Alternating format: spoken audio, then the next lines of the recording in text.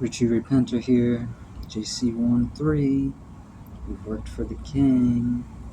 I'd like to proclaim here what it would take to grow into something that would be pleasing as a creator God would look upon their creation following up in its way.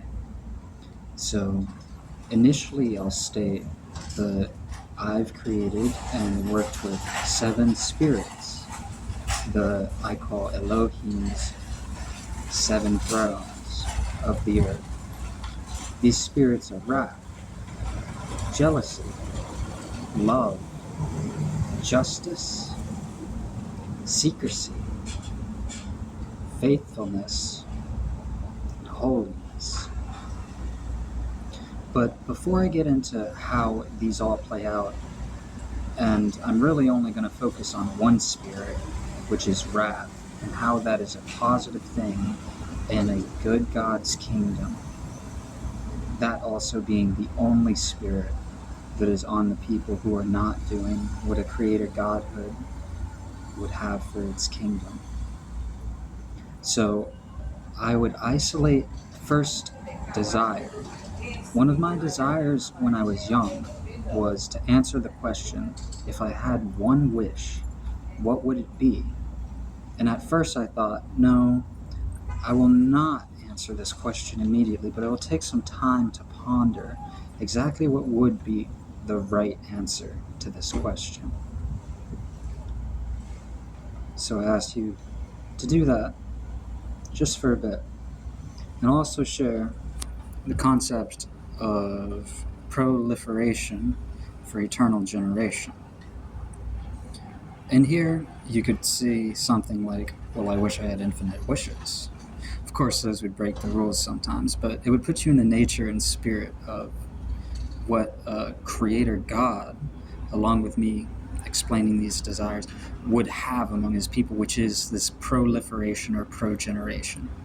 So I looked at my desires, and I've isolated 8. I call it the 8 and plus plus, because some of them come from the throne of justice, and I just consider them and plus plus, seeing as I'm deserving of my wages or heavenly treasure or whatever would come my way karmically or as blessings.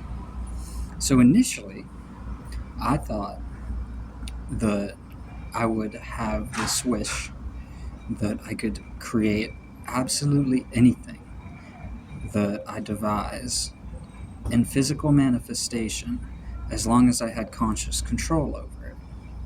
This developed into my ability of mancy, where I'm able to manipulate the environment.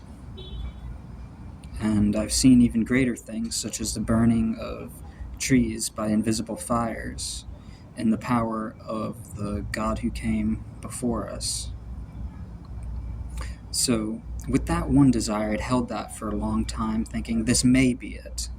Not that it was, because I could continually create anything. I could create an item that would allow me to have more wishes. I would initially create a flying surfboard, actually.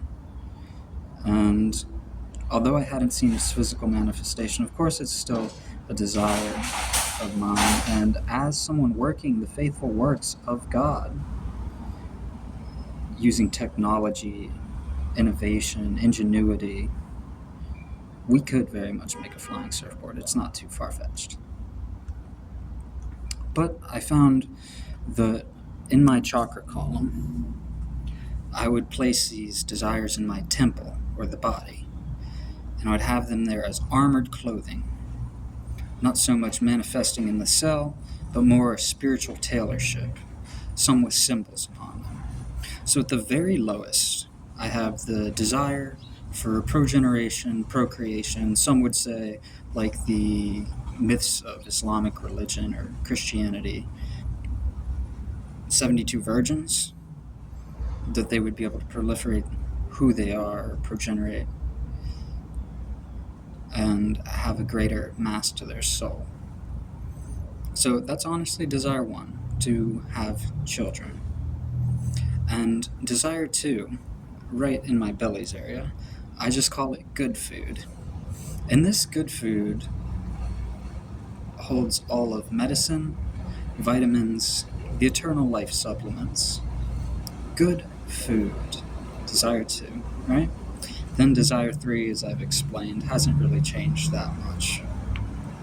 Then I found what I thought in my heart area to be the actual desire of all things that I could still have using the third desire. And this one's being in the presence of the eternal.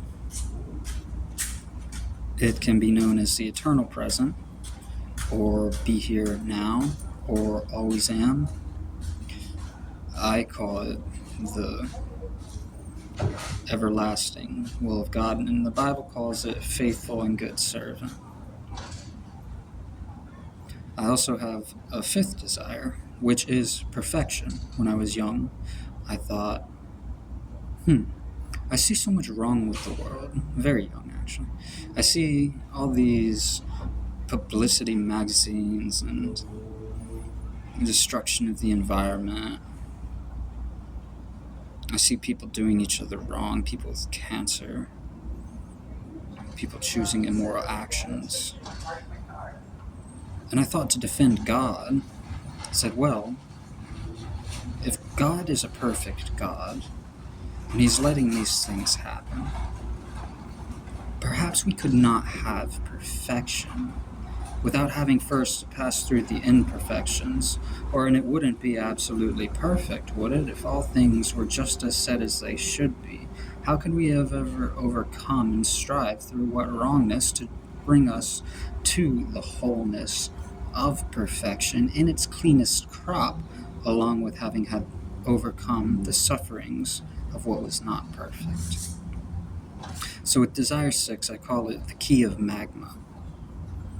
And the key of magma is where we find the illusions, the imaginations, the dreams, the misled portions and psychobabble of the human soul, which actually has a great impact on the populace. I see it as ways that we communicate with angels and spiritual beings. I just call it the key of magma, that it is kind of the depths of the recesses of hell and all the way up to heaven, where you would find then desire 7, the kingdom of heaven itself, in the spiritual aspect, along with the manifested faithful physical action of colonizing the star systems. So with these 7 desires, there was also an 8th desire of mine, which I call the secrecy of Elohim kings.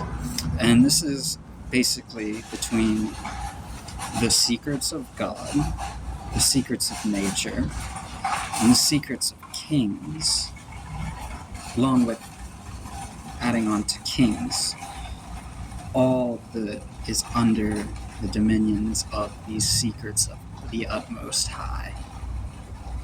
Now, I have those upon me as armor, like clothing, my body, my spirit, my temple, my psyche. But around me, I also have the 7 spirits, or thrones, that I've listed earlier. And I bring up the importance of the spirit of wrath, because often we will confuse it in our limited understanding as the spirit of justice, which would say you do something wrong and therefore deserve punishment. But the spirit of wrath is much more like you would find in music that is trying to change the world. The spirit of wrath is what has you identify in yourself, man, I sound like a schmuck. Did I really just suck up to that guy without giving out something good for myself? Why do I change myself for other people? Could I spend my time doing something better? It's what Jesus refers to as you must hate yourself and your family in order to be my disciple. This spirit of wrath makes people hate those who destroy the environment, and it's the only spirit that's on us, and it proliferates change. When you are wrathful towards something or hate it, you're inspired to change it, and that energy goes far. So with this tithe in my spirit, I would hope that you all would produce of your spirit and welcome you into mine. For there are many angels that would come if you called upon us. 7 thrones, and the 7 spirits, the kingdom Elohim.